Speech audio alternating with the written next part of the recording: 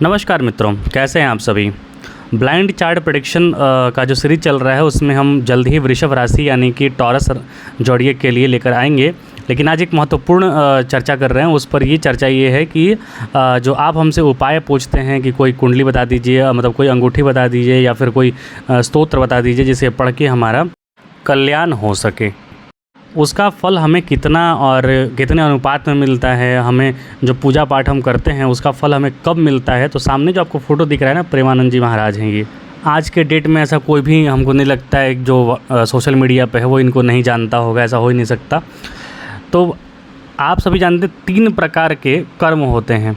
पहला होता है संचित कर्म। संचित कर्म वो होता है जैसे आप अभी जन्म लिए इस जन्म में और अभी तक आपने इस जन्म में जो कर्म किए हैं वो होता है संचित कर्म। दूसरा होता है प्रारब्ध कर्म। प्रारब्ध मतलब कि इस जन्म से पूर्व जन्म में जितने भी जन्म ले चुके हैं हम, उसमें हमने जो कर्म किए हैं वो प्रारब्ध कर्म।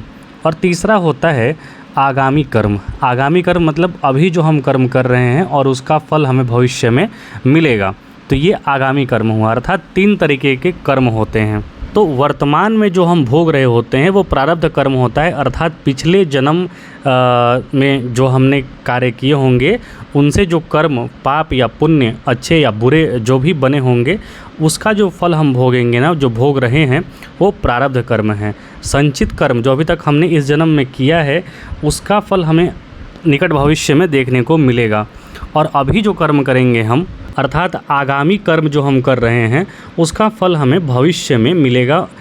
तो यही हमें मूल जो क्रक्स होता है ना, मूल जो अंतर होता है, ये समझने की ज़रूरत होती है कि जो हम अंगूठी पहनते हैं या फिर जो भी कार्य करते हैं हम, उसका हमें फल त्वरित नहीं मिलता है। ये भ्रम है मन में। अंगूठी पहनने का तो बिल्कुल भी नहीं मिलता है। ये सब एक तरीके से बेचने का तरीका है मेरे हिसाब से। सबके अपने अपने तर्क हो सकते हैं, सबके अपने अपने ज्ञान हो सकते हैं। हालांकि यदि आप अंगूठी पहन रहे हैं तो ये आपके हो सकता है प्रारब्ध में हो कि आपको पहनना ही है अंगूठी। ऐसा भी होता है ना कि जब जैसे ही फल मिलने वाला होता है उसके पहले ही दिमाग में कुछ आता है कि व्यक्ति ऐसा कुछ करना चाहिए, ऐसा कुछ करना चाहिए, तो व्यक्ति कर लेता है और कार्य हो जाता है। हालांकि जो पूजा पाठ या फिर स्तोत्र का पाठ या फिर भगवान का ध्यान या फिर मंत्र का जाप होता है वो अवश्य फलदायी होता है, क्योंकि आप वो आगामी कर्म कर रहे हैं और आगामी कर्म का भविष्य में फल अवश्य मिलता है। अब आप सोच रहे होंगे कि सामने मैंने इनका फ़ोटो क्यों लगा रखा है। इनका फ़ोटो इसलिए कि एग्जाम्पल देने के लिए कि जैसे इनका संचित कर्म जो है, एक जीवन मुक्त जो व्यक्ति होता है उसका जो संचित कर्म होता है ना वो समाप्त हो जाता है और आगामी कर्म जो होता है वो भी समाप्त हो जाता है। क्योंकि ये तो भगवत आराधना में है, भगवत साधना में है, ये तो भजन करते हैं, पूजा पाठ करते हैं, ये भगवत भक्ति में है। तो इनका जो आगामी कर्म होगा, अर्थात जो भी कर्म कर रहे हैं उसका फल न्यून है। इनको सिर्फ भोगना जो है वो है प्रारब्ध, अर्थात पिछले जन्म का जो भी पाप पुण्य जो भी है, जो भी मिलना है। अगर पुण्य है तो आपको अच्छे अच्छे साधन मिलेंगे और यदि पाप है तो उसमें आपको शारीरिक कष्ट वगैरह भोगना पड़ता है। जैसे जो सामने स्वामी जी हैं, इनके दोनों किडनियाँ फेल हैं, तो ये इनका प्रारब्ध जनित जो भी कष्ट है ये प्रारब्ध जनित है। लेकिन ये ऑडी गाड़ी पर भी चल रहे हैं, ये इनका प्रारब्ध का जो किया हुआ पुण्य है उसका भी फल इनको मिल रहा है, संचित कर्म का इनको फल मिल रहा है। तो इस तरीके से आप समझ सकते हैं। बहुत सारे लोग तो परेशान रहते हैं दूसरे को देख करके, ऐसा पाप कर रहा है लेकिन ये बहुत अच्छे से जीवन जी रहा है। तो भाई वो प्रारब्ध का जो अपना अच्छा कर्म है, वो पिछले जन्म का जो अच्छा कर्म है, फल है, उसको काट रहा है। वो जैसे ही ख़त्म हो जाएगा, इस जन्म का जो संचित कर्म पाप कर्म कर रहा है उसका फल उसको भोगना पड़ जाएगा।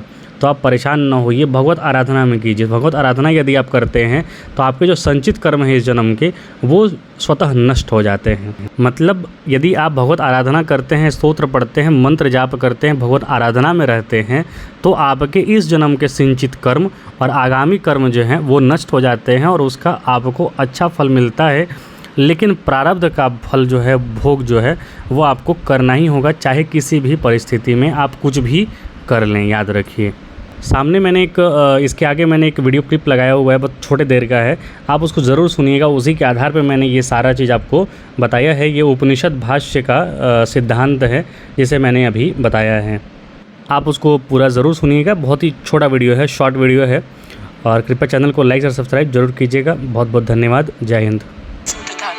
नटी हर व्यक्ति के जीवन में 3 प्रकार के कर्म होते हैं: संचित कर्म, प्रारब्ध कर्म और आगामी कर्म। व्यक्ति जो कर्म कर चुका होता है उसके फलों का संग्रह संचित कर्म कहलाता है। अतीत में किए गए वे कर्म जिन्होंने अब फल देना आरंभ कर दिया है प्रारब्ध कर्म कहलाता है।